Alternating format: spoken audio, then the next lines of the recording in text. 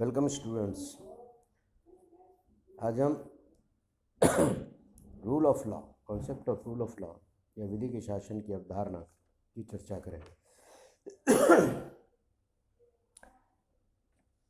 हम ये जानते हैं कि अब तक दो प्रकार की व्यवस्थाएं विकसित हुई हैं। एक व्यक्ति के इच्छा पर आधारित शासन व्यवस्था और दूसरी विधि के अनुसार शासन की व्यवस्था। जो प्रथम कैटेगरी है उसके अंतर्गत व्यक्ति सर्वशक्तिमान होता है।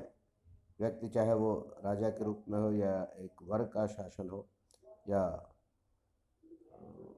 कोई अन्य जो है अधिकारी का शासन हो, चाहे सैनिक तंत्र हो या अन्य प्रकार के तंत्र हो, इसमें व्यक्ति की इच्छा यदि शक्ति या सत्ता का आधार है, शासन का आधार है, तो वो व्यक्ति की जो है इच्छा पर आधारित शासन है, निरंकुश शासन है। लेकिन ठीक उसके विपरीत एक दूसरी कल्पना है कि शासन व्यवस्था नियम के अनुसार होनी चाहिए। प्राचीन काल से ही आप देखेंगे तो कानून के शासन की अवधारणा पर लोग जो है वह चर्चा करते रहे हैं, लोग उनके महत्व को स्वीकारते रहे हैं। जो है ग्रीस काल में, जब ग्रीस का गोल्डन पीरियड था, तब सुकरात ने भी कानून के शासन की बात की थी। लेकिन उनका कानून जो है वो नैतिक कानून था, आध्यात्मिक कानून था। कानून के अनुसार वो शासन चाहते थे। प्लेटो ने जो है विधि के शासन पर उन्होंने किताब लिखी और द लॉज, और उसमें उन्होंने विधि के शासन के महत्व की चर्चा की। लेकिन विधिवत रूप से जो है इसको, इस कॉन्सेप्ट को, इस अवधारणा को मान्यता प्रदान की अरस्तु ने किसी भी व्यक्ति विशेष की इच्छा के शासन से बेहतर शासन व्यवस्था जो है वो कानून के शासन को बताया, और इसलिए शासन का आधार उन्होंने कानून को ही माना। तो इस तरह से कानून के शासन के संदर्भ में जो विचार है वह आरंभ काल से ही या जो है प्राचीन काल से ही व्यक्त किए जाते रहे। आधुनिक काल में जब ब्रिटेन में गौरवपूर्ण क्रांति हुई और उसको आधार बना करके जो परिवर्तन था, उस परिवर्तन को न्यायोचित ठहराने का प्रयास जॉन लॉक ने किया, तो उन्होंने एक महत्वपूर्ण सिद्धांत को निरूपित किया, स्थापित किया, और वो था कानून के शासन की अवधारणा। कानून के शासन की अवधारणा का अभिप्राय उन्होंने ये लिया कि व्यक्ति आरंभ से ही, जब समाज नहीं था, जब राज्य नहीं था, तब भी वो कुछ नियमों के अधीन था, जिसको उन्होंने प्राकृतिक नियम कहे। प्राकृतिक नियम जो व्यक्ति के बुद्धि, विवेक, तर्क पर आधारित थे, और उस तर्क, विवेक और बुद्धि पर आधारित एक व्यक्ति के अधिकार को दूसरे व्यक्ति ने मान्यता दी थी, और उस प्राकृतिक कानून के अंतर्गत सभी व्यक्ति के व्यवहार संचालित थे, नियंत्रित थे, नियमित थे, और उससे जो है व्यवस्था बहुत ही बेहतर थी। सभी लोग शांति के वातावरण में जी रहे थे, और सभी प्रकार के जो है विकास की संभावना बिल्कुल ब्राइटर थी। तो ऐसी अवस्था के लिए जो उत्तरदायी चीज़ थी वह था लॉ ऑफ नेचर, प्राकृतिक कानून। और इसीलिए प्राकृतिक कानून को जॉन लॉक ने बहुत महत्व दिया। तो क्या प्राकृतिक कानून के अंतर्गत प्राकृतिक अधिकार थे, प्राकृतिक कानून के अंतर्गत प्राकृतिक अधिकार थे। और जब व्यक्ति उस स्टेट ऑफ नेचर से निकल करके, प्राकृतिक अवस्था से निकल करके जो है वह सामाजिक अवस्था में या नागरिक समाज की अवस्था में आता है, या फिर उसके बाद राज्य की अवस्था में आता है, तो जो है इन सभी अवस्थाओं में उसके कानून के अनुसार व्यवहार करने और कानून के द्वारा प्रदत्त अधिकार को जो है महत्व दिया जाना चाहिए। या यूँ कहें कि प्राकृतिक कानून के अंतर्गत दिए गए प्राकृतिक अधिकारों के संरक्षण के लिए ही नागरिक समाज का भी गठन होता है, और नागरिक समाज राज्य पर यह दायित्व डालता है कि प्राकृतिक कानून के अंतर्गत परिभाषित जो प्राकृतिक अधिकार है उसकी रक्षा होनी चाहिए। कहने का मतलब है कि जो भी शासन व्यवस्था बनी, जो भी शासन व्यवस्था इस प्रकार से सामने आई, वो शासन व्यवस्था सीमित थी किसके द्वारा? कानून की अवधारणा के द्वारा, प्राकृतिक कानून की अवधारणा के द्वारा। तो इस तरह से कानून के शासन की अवधारणा बहुत पुरानी है और बहुत प्रचलित है। मध्य युग में भी जो है एक्विनास ने जो है कानून, प्राकृतिक कानून, दैवीय कानून, इस पर बहुत अधिक कार्य किया है।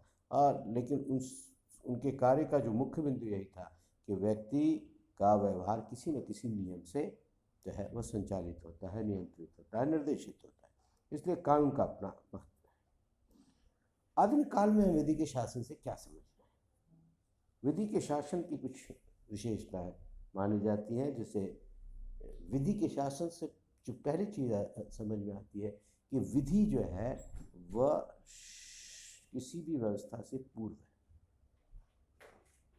और विधि जो है पूर्व ही नहीं बल्कि वह शासन पर एक अंकुश है और वो सर्वोच्च है।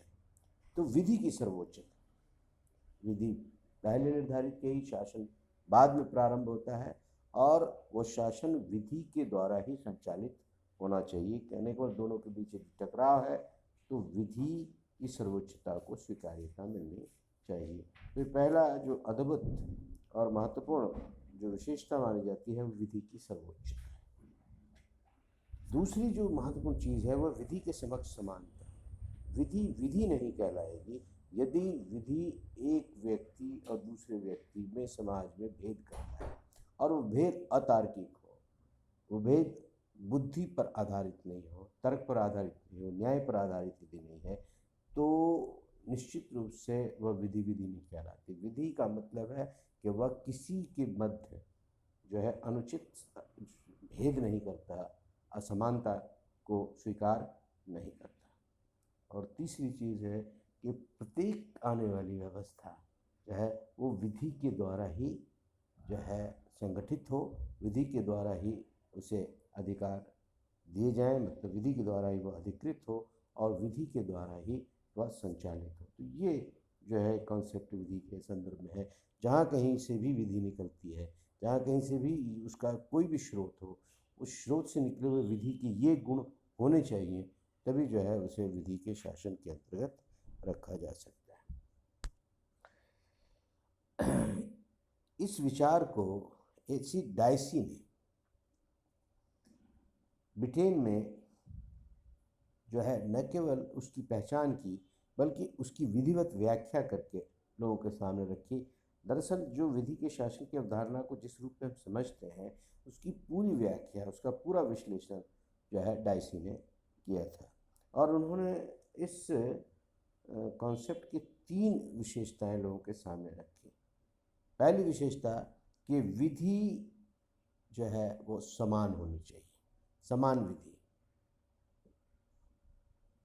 सभी के लिए एक ही प्रकार की विधि, चाहे शक्तिशाली हो, चाहे निर्बल हो, चाहे उच्च पद पर आसीन हो, चाहे कोई सामान्य नागरिक हो, सभी के लिए एक ही प्रकार के कानून की ज़रूरत होती है, एक ही प्रकार का कानून होना चाहिए। कानून अलग अलग लोगों के लिए अलग अलग कानून की भावना या व्यवस्था कानून की अवधारणा के जो आत्मा के विरुद्ध है। दूसरा, विधि को लागू करने वाली, विधि की व्याख्या करने वाली, विधि के अंतर्गत जो न्याय है वो देने वाली न्यायपालिका सभी लोगों के लिए एक ही प्रकार की होनी चाहिए, चाहे वह उच्च शक्तिधारी हो, चाहे निर्बल व्यक्ति हो, चाहे सबसे धनिक व्यक्ति हो, सबसे गरीब व्यक्ति हो, कोई भी व्यक्ति, सभी यदि किसी नियम का उल्लंघन होता है तो सबको एक ही प्रकार के न्यायपालिका, न्यायालय के समक्ष उपस्थित होना चाहिए। और तीसरी चीज़ जो कहता है कि विधि जो है वो अधिकार का संरक्षण करना चाहिए, अधिकार का संरक्षण होता है, और वो प्रैक्टिकल व्यवहार में ऐसा होता है कि जब विधि लागू की जाती है तो समानता के अधिकार अपने आप मिल जाते हैं। एक अधिकार जो एक व्यक्ति के लिए उचित है वो दूसरे को अपने आप मिल जाते हैं, तो स्वतंत्रता के अधिकार मिल जाते हैं। इस प्रकार जो विधि है, विधि में अंतर्निहित है व्यक्ति के अधिकार, और विधि जो है उन अधिकारों को स्वीकारता है उसकी रक्षा करता है। इसीलिए विधि का शासन यदि है तो वो वहाँ अधिकारों का संरक्षण भी है। तो ये 3 प्रमुख विशेषताएं उन्होंने प्रकट करी। तो ये विधि के संदर्भ में है, विधि सर्वोच्च है, विधि समान है, समान न्यायपालिका है, अधिकारों का संरक्षण है, इत्यादि इत्यादि। लेकिन ये जो विधि की अवधारणा है उसकी कुछ सीमाएं भी हैं, कुछ आलोचनाएं भी हैं, उसको भी हम लोग देखें। ब्रिटेन में ही जहाँ डाइसी कहता है कि विधि का शासन है या विधि के शासन की अवधारणा पर आधारित शासन है, वहाँ पर हम क्या पाते हैं कि अधिकारियों के पास विवेकात्मक शक्तियाँ हैं।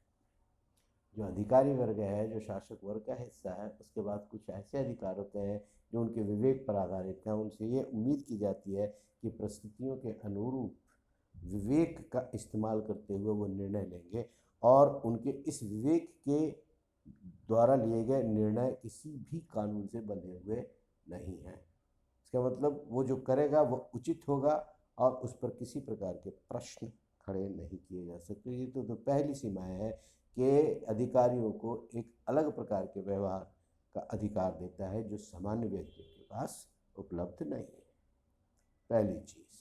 दूसरी चीज़ प्रदत्त व्यवस्थापन। प्रदत्त व्यवस्थापन का मतलब क्या है? प्रदत्त व्यवस्थापन का मतलब है कि व्यवस्थापन जो नियम निर्माण है, विधि निर्माण का कार्य मूल रूप से जो है विधायिका का है। शासन सत्ता का जब पृथककरण किया गया है तो कार्यपालिका को कार्यकारी अधिकार दिए गए हैं, विधायिका को विधायिक है और न्यायपालिका को न्यायिक कार्य दिए। विधि के लिए ये बहुत ही आवश्यक है कि विधि का निर्माण एक रिकॉग्नाइज्ड, पूर्व निर्धारित जो है रिकॉग्नाइज्ड जो है संस्था के द्वारा किया जाए। तो संसद के द्वारा ब्रिटेन में कानून का निर्माण किया जाता है। कानून की जो है निर्माण की जो सर्वोच्च संस्था है वो संसद है। तो संसद के द्वारा कानून का निर्माण किया जाता है, यानी संसद के अतिरिक्त कोई और संस्था जो है वो कानून का निर्माण नहीं कर सकती। प्रदत्त व्यवस्थापन में क्या होता है कि संसद जो है कार्यपालिका के द्वारा रखे गए विधि निर्माण के लिए विधेयक की जो है एक रूपरेखा जो है वो पारित कर देती है और उसके भीतर जो डिटेल्स हैं उसको लिखने के लिए, उसको निर्माण करने के लिए या उसको बनाने के लिए ये अधिकार जो है वो कार्यपालिका को प्रदत्त कर देते हैं। और इसके लिए बहुत सारे कारण दिए जाते हैं कि उनके पास एक्सपर्टीज़ नहीं, उनके पास टाइम नहीं है, जो भी है। लेकिन ये प्रक्रिया अपने आप में कानून के शासन का उल्लंघन करता हुआ दिखाई देता है कि जो कानून का विधायिका के द्वारा निर्मित होने चाहिए वो उसका निर्माण का अधिकार धीरे धीरे विधायिका जो है कार्यपालिका को प्रदत्त करती जा रही है और ये प्रणाली कानून की अवधारणा के विरुद्ध जाती है। तीसरी बात, लोक सेवक को प्राप्त विधिक सुरक्षा।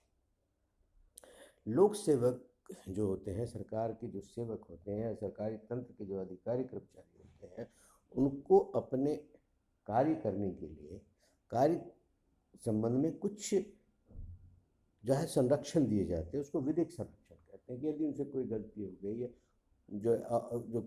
जो कोई समस्या हो गई तो वो उसको जो है सामान्य न्यायपालिका के समक्ष उपस्थित होकर के अपनी सफाई देने की आवश्यकता नहीं पड़ेगी। दरअसल इस प्रकार के संरक्षण जो है वह कानून के शासन की विधि के समक्ष समानता का उल्लंघन करते हैं, क्योंकि कानून की नज़र में सब बराबर होते हैं। यहाँ पर यदि एक वर्ग को विशेष सुरक्षा दी जाती है तो निश्चित रूप से वह कानून के समक्ष समानता के सिद्धांत का उल्लंघन करता हुआ दिखाई देता है। ठीक इसी प्रकार से चौथी चीज़ है कि प्रशासनिक नियमों और प्रशासनिक न्यायपालिका का गठन। ये एक नई प्रवृत्ति शुरू हुई है कि प्रशासन से संबंधित जो मामले हैं यदि वो सामान्य न्यायपालिका में जाते हैं तो सामान्य न्यायपालिका में चूँकि विवादों के सुलझाने का या केसेस का इतना लोड है कि समय पर जो है प्रशासनिक समस्याएं या प्रशासनिक विवाद जो है नहीं सुलझ पाते। इसलिए एक नई टेंडेंसी, एक नई प्रवृत्ति शुरू हुई है कि सरकार प्रशासन से जुड़े अलग नियमों का निर्माण करते हैं और उसकी व्याख्या और उसकी को लागू करने के लिए जो है अलग प्रकार से न्यायपालिका की व्यवस्था कर दी जाती है। जिसको हम प्रशासनिक न्यायालय कहते हैं। ये प्रवृत्ति फ्रांस से निकली है, लेकिन ये सभी जगह जो है समान रूप से जारी है।